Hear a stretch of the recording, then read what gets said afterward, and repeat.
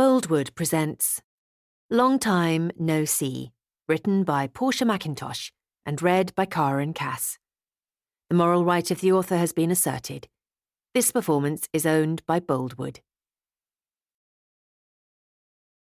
Prologue. Then, 14th of August, 2008. Today will not define you. That's what everyone has been telling us all day. Our A-level results day. Again and again, like a broken record, shaving our expectations down while simultaneously reassuring us that everything is going to be okay no matter what happens. I said, "Can you step back, please?" a firewoman demands, her cheeks bright red through a combination of having to scream her instructions at us again and the intense heat coming from the burning building in front of us. A fireman runs back out from where the door used to be. He's wearing breathing apparatus, so he gestures to one of the other firefighters out here. "No sign of him," the second man shouts, confirming our worst fears. I cough to clear my lungs as the smoke burns the back of my throat. Today won't define us. Today won't define us. How could it not, though? And how can things ever be okay again? Chapter 1. Now. The last time we were at Safi's house, her mummy made us special chips, and they were all different colours, and she said they were healthy, not like these. Cecilia waves one of the French fries I just made around in the air, looking at it in disgust, like it's a stick she found in the park with a bit of shit on the end. Sierra chews her lip as she nods in agreement. Wow. When I was 8, the same age as the twins, chips were chips. I didn't want them to be healthy, and the only reason they would ever be a different colour was from me dousing them in ketchup. Well, I'm not Safi's mummy, I remind them. Safi's mummy is a chef. And she isn't just any chef. She's a mumfluencer, with a YouTube cooking channel that boasts over 1 million subscribers. I don't like normal chips anymore, Cecilia persists as she drops the French fry back onto her plate, pushing it away, showing me she means business. I pause for a moment. The basket of dirty washing I'm carrying digs into my hands as I hover on the spot, staring at the kids, wondering how they got so spoiled. Obviously, I would just love to make it my life's work to cook them multi-vegetable, multicoloured healthy root fries every night. Sadly, between driving them back and forth to school, doing the washing, tidying the house and helping with their homework, I just don't have the time to get too creative in the kitchen. Well, I'm going to go and put these clothes in the washing machine, I tell them. When I come back, I'm hoping you both will have eaten something. You only get dessert if you eat some dinner. Dessert is probably just as unhealthy, I hear Cecilia tell her sister as I walk away. When I was 8, all I cared about was watching TV, dancing, and I'm pretty sure that's when I went through my phase of my favourite foods being anything that was pink. Pink wafers, ham, strawberry laces, fruit. Of course, I didn't refuse to eat other foods. And I certainly didn't sass my mum over anything she made for me. I feel 1 million years old for saying this, but honestly, kids today. The twins are eating at the kitchen island, seeing as though it's just the two of them and not a family meal night. They don't happen all that often these days, to be honest, with their dad working so much, but you don't get a big, beautiful house like this without someone putting in the hours. I plonk the basket on the floor of the utility room. One machine is still washing a load, the other is almost done with a drying cycle. It never ends. Sometimes it just feels like I move from one room to another, moving things from room to room, cleaning up after the kids, washing clothes, cleaning the kitchen, cleaning the bathrooms, cooking. And just when I think I'm finished, I have to start again. The utility room is the size of a decent kitchen, and after a few rounds of washing, is in need of a tidy itself. So I make a start. I fold clothes, placing them in a neat pile on one of the worktops. Then, once the machine is done with the drying, I unload things into the basket for clean clothes and then reload the machine with Evan's work shirts. Jasmine? I hear him call out. Speak of the devil. Jasmine, are you there? He calls again. I sigh as I close the washing machine door and set it going again. Then I head for the kitchen. Daddy is eating my chips, Cecilia informs me. Did you ever hear of kids being fussy about chips? Evan asks me through a smile as he pops another into his mouth. He turns to his daughters. I would have eaten chips off the floor when I was your age. The girls laugh, and I can't help but smile. They worship their dad, and it beams out of them like sunshine. Have you got a minute? He asks, nodding towards the hallway. Of course, I reply. Evan loosens his tie in that way he always does soon after getting in from work, before he goes up to get changed. It's like he can't wait to get it off. He's tall with short, neat greying hair, the kind society loves to see on a man because it makes him look dapper and distinguished. It certainly does suit him. Society has me suitably brainwashed too. I'm sure I'll be reaching for the dye when greys start sprouting in my long blonde locks. I don't know when they're supposed to start, but I'm only 32, so if they're not here yet, perhaps I've got more time. The hallway is massive, with high ceilings and an ornate wooden banister, very much setting the tone for what you can expect from the rest of the property the second you walk through the front door. Well, that is, if you make it past the intercom, the electric gate, and up the long, winding driveway cloaked by rows of mature trees. This room, like much of the rest of the house, is grey. Grey carpets, grey walls, grey furnishings. You know the kind. Very modern, for now at least. I don't suppose it will be long before the next trend that is everywhere will slowly but surely take over the house. For now, though, it's 50 shades of grey, with the occasional pop of colour in the form of overpriced art or the green leaves of various houseplants, which reminds me, I need to water the plants. Evan hands me a package. I collected this from the sorting office for you, he tells me. I had a few to pick up. I'm not sure how long it had been there. Oh, I say curiously. I'm not sure what that could be. Keris orders things all the time and forgets, he tells me, somewhat awkwardly. Perhaps you did that. I begin opening the box, picking at the tape, eager to see what's inside. Listen, Jasmine, we need to talk, Evan says, after taking and exhaling a deep breath. Well, this can't be good. Is everything okay? I can't help but ask, even though it's pretty obvious that I'm about to find out, and that it's not going to be good given the look on his face. I continue to pick at the tape on my package, more out of anxiety than curiosity now. We have a problem, he continues, lowering his voice. Keris thinks she caught me, in the shower with one of your bras. I feel my jaw part lightly. Why on earth would she think that? I ask, in overwhelming disbelief. Well, because she did, he explains as his cheeks flush bright red. Evan is clearly embarrassed to be telling me this. How could he not be? Getting caught by his wife in the shower with the au pair's underwear, doing God knows what. Oh my gosh, I feel so creeped out and uncomfortable. And why is he telling me? I could have lived happily never knowing that happened.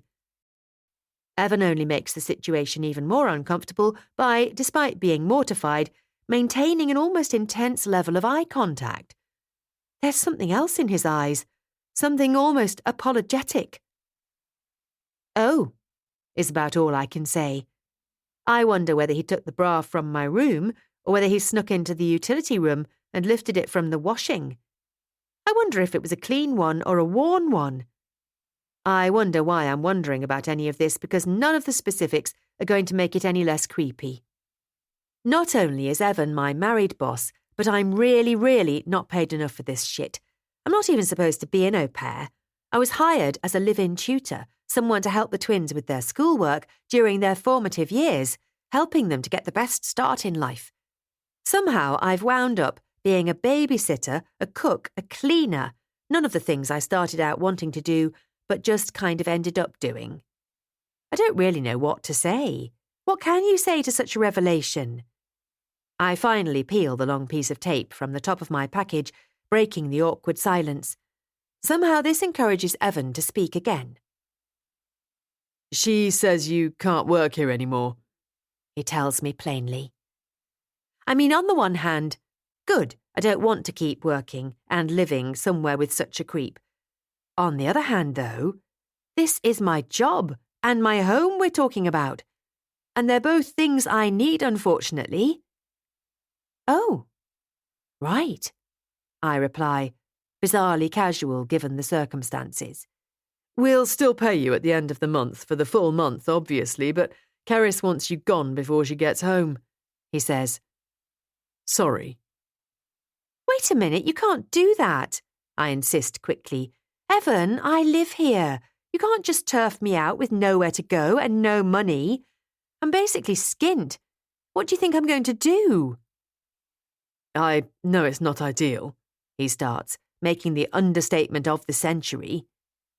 I lose my grip on the package, and as the box slips from my hands, the contents fall out.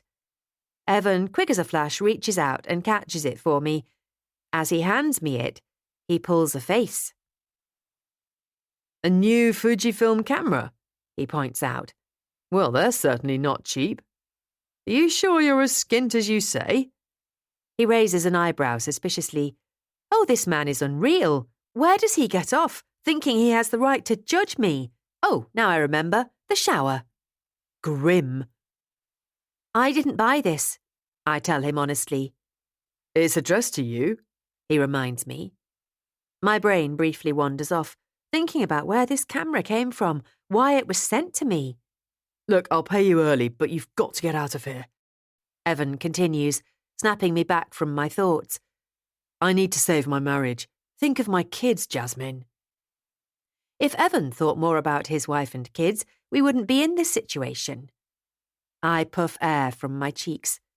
Obviously, I don't want to lose my job, but I definitely don't want to keep working here now. So perhaps my best option is to take the money and run while I still can. My only option, really. I take the camera, that I really didn't order, honest, and head upstairs to my room to gather my things. It's hard to think beyond the immediate when I feel so uncomfortable, so bizarrely unsafe. It's not that I think Evan will do anything to me, just my clothes apparently, but I want to get out of here before Keris gets home. Imagine if she thinks I've been doing anything to encourage what Evan did. Honestly, I couldn't think of anything further from my mind. Take it from the woman who has to wash his socks and underpants. I just need to get my things and get out of here, and fast. Obviously, I'll give you a glowing reference, he calls after me as I head up the stairs. And don't worry, your missing, item is back with you. Great. So that's a new job, a new place to live, and a whole new collection of bras I need then. It looks like this really is going to be a fresh start, whether I want it to be or not. Chapter 2. Sitting on the train, sinking back into my seat, it has occurred to me that I have taken my swift sacking and eviction remarkably well. But, other than the whole not having a job or a home thing, you know, those minor details, if I'm being honest, I'm sort of relieved. Okay, it's not ideal to suddenly find myself in this position, and I know it's not a good look for someone in her early 30s, but I hated that job. I really, truly despised it. When I went to university to study English, I always imagined myself getting into publishing. When I wound up drifting into teaching, I didn't mind too much, but when my tutoring job wound up being a glorified cleaning and nannying gig, every now and then I would wonder where it all went wrong and how I could get things back on track. Today, I am choosing to be an optimist, to take this as an opportunity to reroute my life and to see the best in the situation, even if right now the only silver lining I can pinpoint is the free camera I seem to have acquired from somewhere. As I root around in my bag to take a look at it, I feel my phone vibrating. I tap my AirPod to answer it. Hello? Oh, Jazz, I'm so excited, Mum announces, sounding very much like she means it.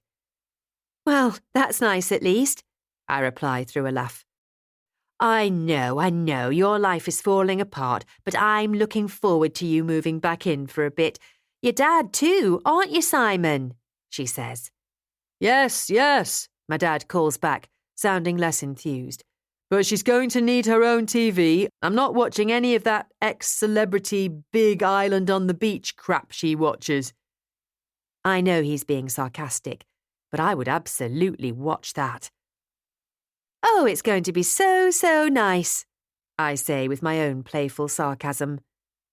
Your dad is just worried about being outnumbered by women again, she laughs. We're both so excited you're moving back home, honestly. Moving back home is hopefully not quite what I'm doing.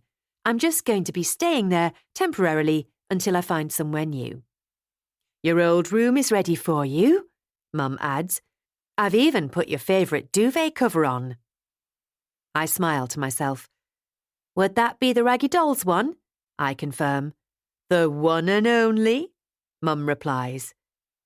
It was my favourite when I was a kid, for sure. Now that I'm in my early 30s... No, you know what? It probably still is my favourite, just for the nostalgia hit. I'm just thankful Mum doesn't line up my Raggy Dolls along the top of the duvet anymore. No, they're on the shelf because I'm a grown-up. I'm surprised the pattern hasn't completely faded away, Dad chimes in. It's reached that sweet spot where the Calpol stains are long gone, but the print is still perfect, Mum replies with a laugh. I'm just trying to cheer her up, Simon. Give it a rest. Mum says this second part under her breath, but I still hear every word. I mess with my new camera. The Raggy Dolls theme tune firmly stuck in my head now, while Mum and Dad bicker between themselves about what is deemed an appropriate welcome for their adult daughter moving back in temporarily. I can't stress the word temporarily enough. I'm pleasantly surprised when the camera springs to life. I'm even more shocked when I realise there's already something on there. I cock my head curiously, realising I recognise the person in the thumbnail as my friend Maxie. Mum, I'll call you back, I say, loud enough for her to hear over my dad's sarcasm. It's so like Maxie to send such a seemingly random, elaborate gift. It's even more like her to put a little bit of herself in there. I press play. Ciao, amici, she announces brightly. Maxie looks tanned, and she's wearing one of those enormous sun hats, the kind that means no one can come within a metre of you from any angle, which would tip me off to the fact that she's on holiday were it not for the fact that she is always on holiday. Maxie and I were best friends all through school.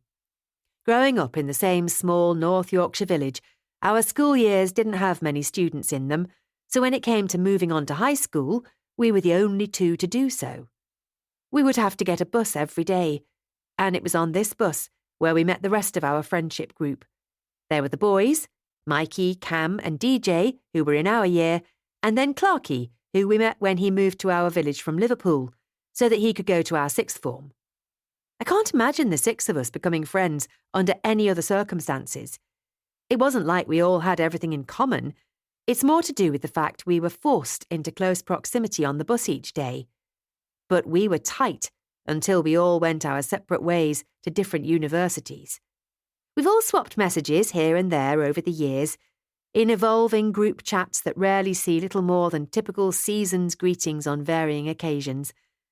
Maxie and I still swap gifts on birthdays, and every now and then we'll have a bit of a natter over Instagram DMs, but we're not exactly what you would call close anymore. And while a fancy camera does seem like an incredibly generous gift, and I'm not saying it isn't, but Maxie's husband is some tech entrepreneur. I say some, like lots of people haven't heard of him. And her bank balance is clearly endless. So gifts from Maxie are always elaborate. I always appreciate them, of course I do, but don't let the generous nature of her gifts fool you into thinking we're still besties. Gifting for Maxie is like an extreme sport. So here I am on a small private island off the southern coast of Italia, staying in this humongo villa, very kindly lent to me by someone you absolutely will have heard of, but whose name I couldn't possibly drop, she explains. Have a look. Maxie removes her big hat. As she spins around, her long, wavy, honey-blonde locks swish around, but remain absolutely perfect. Her waves are so neat, so perfectly formed, like the pattern the tide leaves on the sand as it dances in and out. Behind her there's a large arched floor-to-ceiling window, revealing an inviting-looking infinity pool outside. This is the pool, she explains. That there next to it is the jacuzzi. The pool looks so inviting. I can't help but feel a twinge of jealousy that this is how she is spending her days when my own are going to be spent watching The Chase with my parents while I job hunt. The villa is a truly stunning building with arched doorways and a red-tiled roof. The gardens surrounding it are perfectly manicured with colourful flowers and lush greenery. And let's not forget the view, Maxie continues as she pans the camera. The view of the sparkling blue sea is nothing short of breathtaking. I didn't think I could feel more envious of Maxie's current surroundings, but here we are. I always try to tell myself, when looking at her posts on Insta, that what I'm seeing is what she is showing me, a carefully curated selection of pictures and videos, and not necessarily a reflection of reality. But this video isn't for Insta.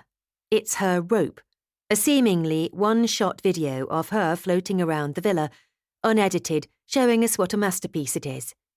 Maxie approaches an outdoor dining area where an empty glass of wine and clear plates are laid out.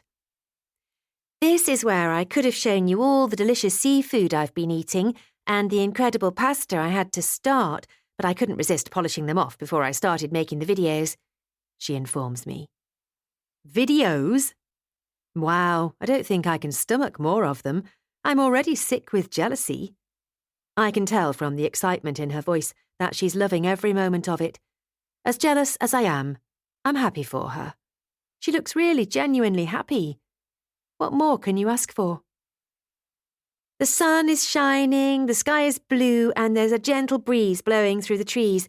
It's the perfect weather for lounging by the pool or taking a dip in the sea, she continues as she heads back inside, plonking herself down on a large, inviting-looking sofa in a room with an impossibly high ceiling. Jazz? Maxie saying my name makes me jump. It freaks me out, like she's breaking the fourth wall, looking into my eyes somehow. A look on her face, as though she knows I'm looking back at her, although I suppose she does know because if I can see her, it's obviously because I'm watching the video. It's over to you, she says. She's really got my attention now. I feel myself literally shift to the edge of my seat. To all of you, my oldest friends, remember how we always said we'd take a summer holiday like this together when we grew up? I find myself nodding, even though she can't see me. Well, here's what I'm proposing. Why don't you all come and join me here? All expenses paid, of course. We can finally have that holiday we never had. When did we say we'd do it? After the first year of uni? I hate to break it to you. I don't want to send anyone existential, but it's been 15 years since we were all together last. That's almost the age we were when we decided to take the trip in the first place. I've got this villa all to myself. It's like it's meant to be. We have to fix this. So, here's the details. Maxie holds up a piece of paper. The first thing that grabs me is the date. It's next week. If you want to come, you have my number. If you can't come because you're all old, boring adults, then I'll be disappointed, but I promise I won't say another word about it. I would love to see you all, though. Let's get the gang back together. I can't help but smile, even though my jaw is still hanging at the shock, at Maxie's invitation. It's so like her to spontaneously invite all of us to come join her on a luxurious Italian holiday. I know it's last minute, but I'm seriously considering it. Who wouldn't want to spend a week in such a gorgeous place with their closest friends? I mean, it's not like I have anything else going on at the moment, is it? Is there ever going to be a better time for me to just take off on holiday? I doubt it. Well, I don't plan on losing my next job out of the blue. I should do it. I should go. My jealousy morphs into excitement. I start to imagine us lounging by the pool, sipping delicious drinks and enjoying the beautiful sunshine. We could take long walks along the beach. We could go for a swim in the sea. I'll bet there's so much to explore on an island like that. I'm imagining the breakfasts, the leisurely dinners, reconnecting around the table with... I wonder who else will come. It's not like we ever fell out, but I wouldn't say we all drifted apart on the best of terms. We all planned to go to university together, all of us to the same uni, but through things out of our control, that never happened. It's the reason why we all grew apart. I'll worry about that later because all that matters right now is that I'm in. I'm coming. I'm going to call Maxie and RSVP ASAP. It's funny how things work out for the best sometimes. This has certainly turned my bad day around. Chapter 3. I'm standing outside my parents' house with my 2 suitcases by my side. Funnily enough, when I took the live-in job with Evan and Keris, I had to leave most of my things here in my old room, so it's like I never moved out, rather than me moving back in. I imagine I would feel more bothered by this apparent step backwards were it not for the spontaneous holiday I am soon to embark on. Which reminds me. I take a seat on the front garden wall and take my phone from my bag to call Maxie. It goes straight to voicemail. "Hello, you've reached Maxine Beaumont's phone," she says in a voice that doesn't quite sound like hers. "Leave a message and I'll get back to you when I can." I'm a millennial, so leaving a voicemail is up there with getting a root canal. I hang up, but before I have a chance to put my phone back in my bag, Maxie calls me back. "Hello?" I answer. "Jazz, lovely, hello, she says brightly. "Sorry about that. Roop has this new call screening software. He put it on all our phones. It's divine. I don't have to talk to anyone. Of course, it's lovely to hear from you, though. I almost thought you weren't going to call." "I know, I'm sorry. My parcel got held at the post office," I explain. "I've only just opened it now." "Well, that's okay. So long as it's good news," she replies. Maxie sounds awfully well-to-do these days. Her North Yorkshire accent has been replaced by something sort of neutral, but something that suggests she's doing well. That's down to Rupert, her husband, the tech genius behind various communications software and hardware. I remember not too long ago there was a scandal around whether or not he was spying on people through the video calling devices he sold millions of in 2020. A scandal which just seemed to disappear. It's so strange how even people who work in tech or own businesses have this sort of celebrity status these days. Everyone loves to hate Rupert Beaumont. Maxie and Rupert met the summer before Maxie was supposed to start uni in Manchester. We had planned to go to York St John together, but she didn't get the grades she needed. And I guess they fell head over heels in love because she decided not to go to uni and instead support her man while he worked on his business. Not something you would ever encourage a young woman to do, but in hindsight, a solid idea because they have the most amazing life together now. "I would love to come," I tell her excitedly, leaving no room for interpretation. "So long as it's not too late." "Of course not," Maxie replies. "The villa is all ready and waiting for us, and there's plenty of room on the private jet. Oh, and of course, this whole trip is on me. I want to treat my oldest friends." My eyebrows raise at the words private and jet, because I've never been on a private jet. Obviously, I've never been on a private jet. What am I saying? "Oh, lovely," I reply, trying not to show how out of my comfort zone and price range this is. Are you not already there? I was there with Roop, but we had some business in London we had to pop back and take care of, so I figured I may as well fly back with you guys next week. Who else is coming? I can't help but ask, wondering about everyone else, where they are now, what they're doing with their lives. Boys being boys, none of them are big on social media, whereas Maxie gives everyone a blow-by-blow of her day, no matter what she's doing. I once saw her live stream a cold, but I think that was some kind of sponsored post for dodgy vitamin drinks, so potentially not genuine. Like everything else online, then. I think I'll leave that as a surprise, she teases, but let's just say it's a good turnout.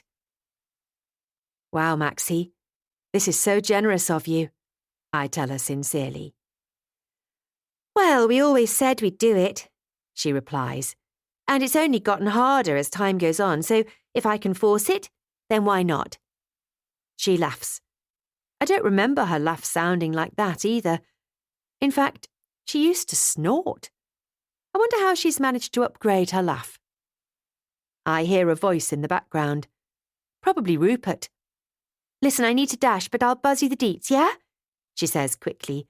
All you need to bring to the airport is your case and yourself. That I can handle, I joke. Okay, well, I'll see you next week. See you next week, lovely, she replies. Ciao. I smile to myself for a moment. An all-expenses-paid trip to a fancy villa on a private island via a private jet with my oldest friends. Dad knocks on the window, jolting me to my feet with a scare. He's mouthing something at me. I'm clearly no lip reader because it looks like he's saying lasagna. I'm coming, I mouth back at him. There's just something about visiting the house that you grew up in, something that hits you with a double dose of comfort and nostalgia. From the familiar surroundings to the trademark smell of my mum's cooking, everything here feels like home. Something about being here just feels so timeless. And it isn't just because this house seemingly defies the decades, instead presenting as a mishmash of different eras. Some of the furniture in the lounge, the formal lounge that no one ever uses, has been here longer than I have. There's an old-fashioned, although potentially classic, velvet sofa that could do with reupholstering, if not replacing altogether, and clunky dark wooden furniture that could do with a glow-up too. Of course, my dad always tells me that I'm wrong, that I wouldn't know an antique table if one landed on me. But this isn't a stately home. It's one of several detached houses of this size in this village. Potentially the most modern things in the lounge are some of the photos. The papered walls are adorned with family photos from over the years, chronologically hung, creating a strange, framed timeline of our family's life so far. There is a suspiciously large gap towards the end. Mum always reassures me that it's for their retirement photos, but I do wonder if she's optimistically saving space for the husband and kids that are sadly not on the agenda for me any time soon. She might want to take a few holidays or buy some art to fill the space. Mum is on me like a shot. Here she is, she sings, just in time for dinner. Great, I am starving, I reply as we hug. It smells amazing. Lasagna, Dad says in place of a hello. We're not having lasagna tonight, Simon, Mum corrects him as she messes with my hair, tucking my long blonde strands behind my ear on one side, probably so she can get a good look at my face. One of those cute, mumsy things she has always done. What? He asks, with all the shock and horror you would expect had she told him he wasn't my real dad. To be honest, I think he might find that slightly less upsetting. But I saw the mince, he says. I purse my lips, trying not to laugh. Well, when Jasmine said she was coming over, I thought I'd make her favourite instead, to cheer her up. Mum explains, almost embarrassed at my dad's extreme response. But we always have lasagna on a... Simon, bloody hell, you sound like Garfield, my mum claps back. You can survive without lasagna this evening. We're having tacos, which is sort of like lasagna in a way, just with different flavours and textures. Now, can you please welcome your daughter home? Dad sighs heavily. Good to see you, love, he says. Just not as good as it would be to see a lasagna, hey? I can't help but laugh. Dad has always led with his stomach. I'll serve if you want to take your cases up to your old room, Mum says. Simon, give me a hand. My dad, a broken man, follows my mum back into the kitchen. Sure enough, my raggy doll's duvet cover is on my bed, and it does have the desired effect when I see it. I can't stop smiling. My walls are a soft shade of pink. I hate to be one of those girls, but I was obsessed with all things girly. I suppose I still am quite a girly girl, although I'm not sure I would paint my bedroom, if I had a bedroom, pink. It's a bit much.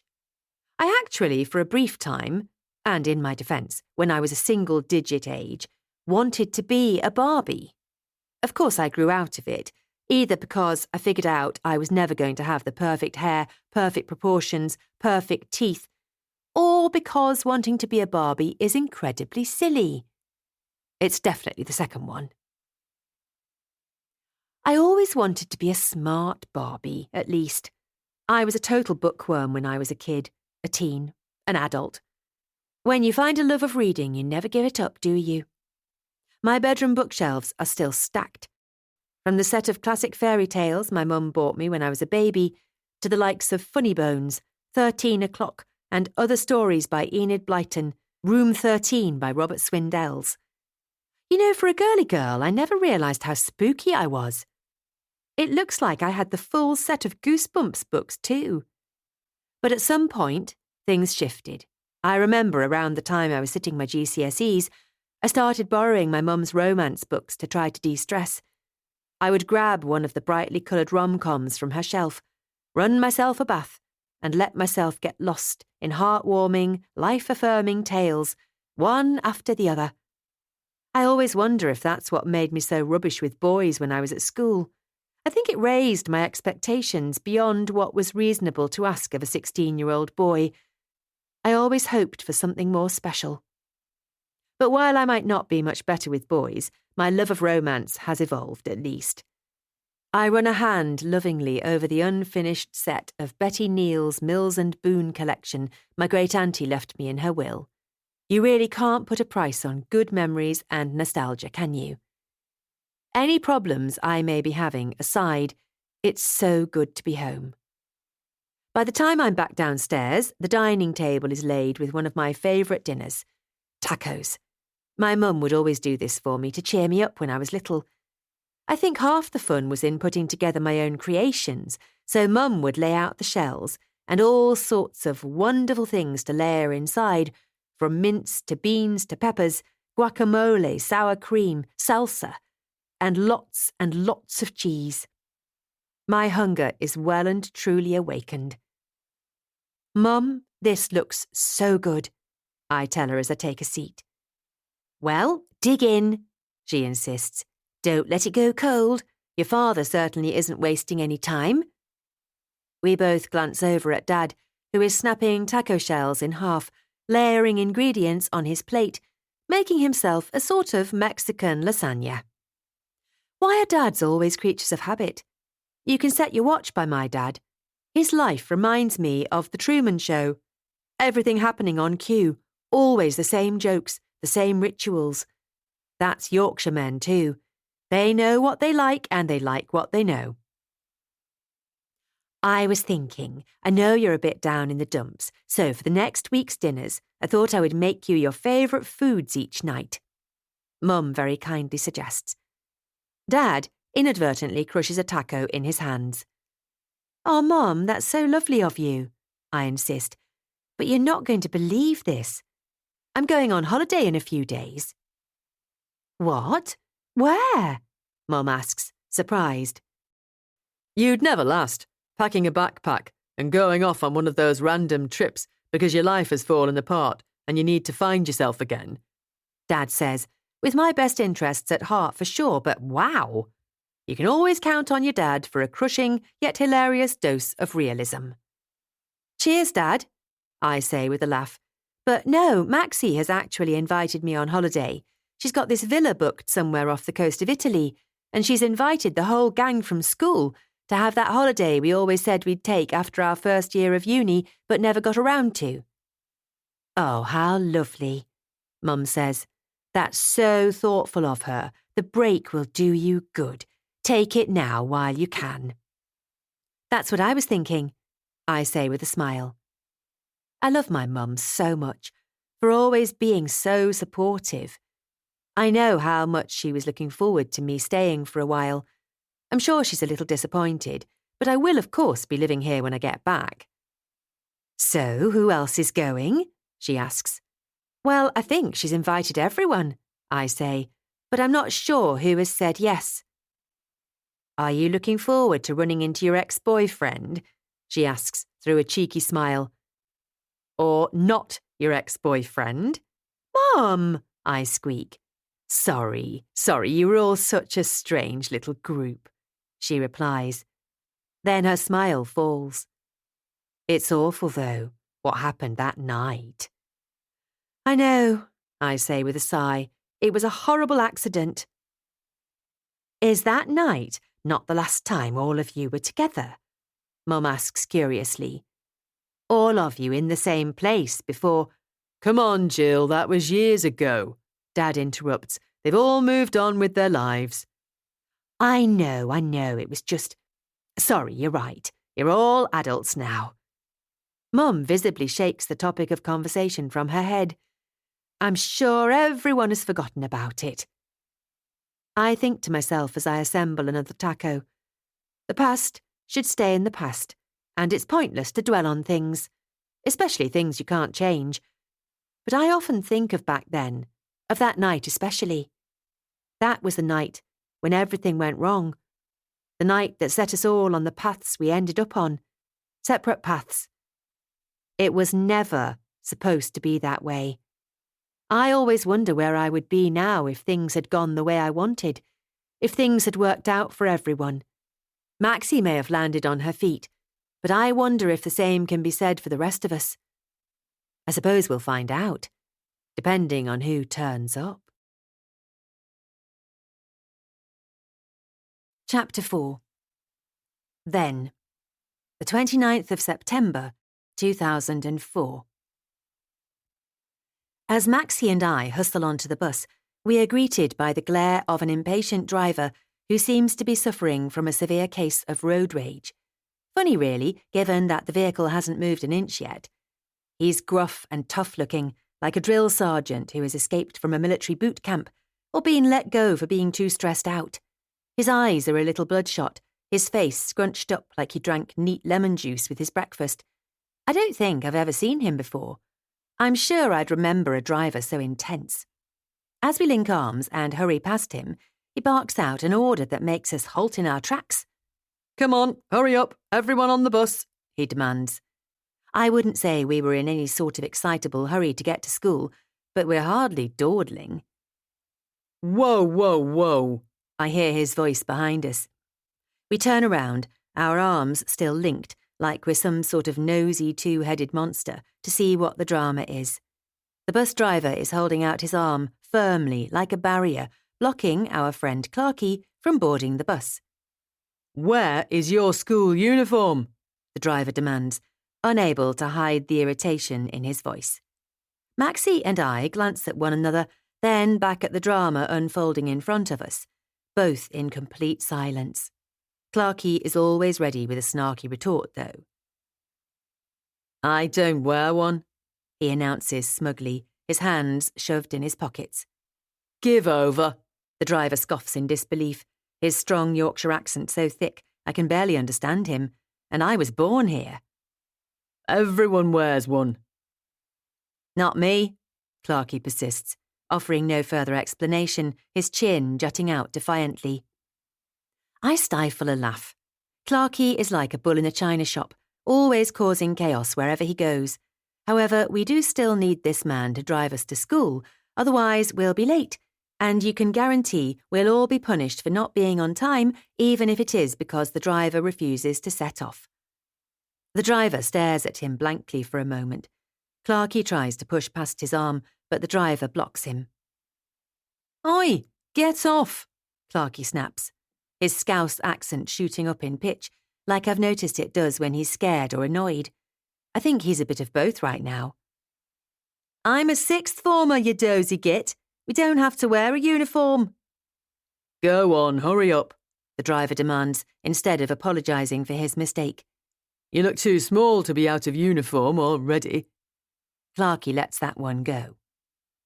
It isn't a big bus. Well, there aren't many people taking the trip from our village to the nearest secondary school, just a handful of kids, and it's kind of pushed us all together. We always sit at the back of the bus, where there are 2 clusters of 4 seats, 2 facing forward and 2 facing backwards on each side, so we can sit and chat on our way to school. Mark Clarky Clarkson is the latest addition to our group.